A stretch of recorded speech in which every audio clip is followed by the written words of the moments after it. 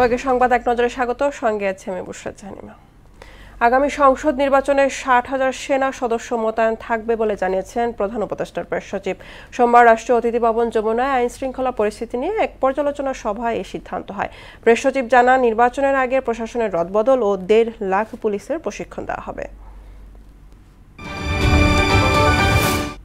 ঢাকার milestone school and কলেজে যুদ্ধবিমান বিধ্বস্তের ঘটনায় জাতীয় বার্ন ও প্লাস্টিক সার্জারি ইনস্টিটিউট চিকিৎসাধীন 3 জনের অবস্থা আশঙ্কাজনক বলে জানিয়েছেন হাসপাতালের পরিচালক অধ্যাপক মোহাম্মদ নাসির উদ্দিন। দুপুরে এক সংবাদ সম্মেলনে এই 3 জন আইসিইউতে আছে বলেও জানান তিনি। বলেন, মোট 33 জন রোগী ভর্তি আছে।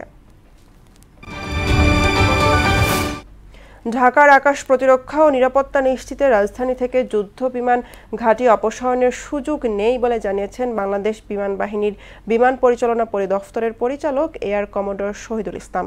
বিশ্বের বহু দেশের রাজধানীতে এমন ঘাঁটি রয়েছে উল্লেখ করে এই মুহূর্তে ঘাঁটি সরিয়ে নেওয়ার কোনো পরিকল্পনা নেই বলেও জানান তিনি। রংপুরের বেগম রোকেয়া বিশ্ববিদ্যালয়ের শিক্ষার্থী আবু সাইদ হত্যা মামলায় 30 আসামির বিরুদ্ধে আনুষ্ঠানিক অভিযোগ গঠনে রাষ্ট্রপক্ষের শুনানি শেষ হয়েছে। আগামীকাল হবে স্টেট ডিফেন্সের শুনানি। আজকের শুনানিতে চিফ প্রসিকিউটর বলেন, আবু সাইদ হত্যার মূল ঘটনা আড়াল করতে বারবার পোস্টমর্টমের রিপোর্ট পরিবর্তন করেছে বিশ্ববিদ্যালয়ের প্রশাসন ও ছাত্রলীগ।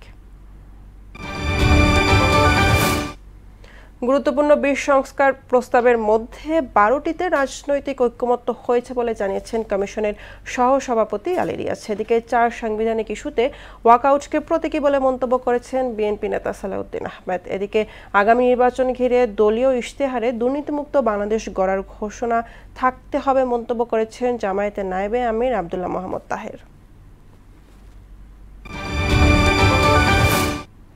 ইসরায়েলি হামলায় গাজা জুড়ে একদিনে নিহত হয়েছে আরও 63 ফিলিস্তিনি।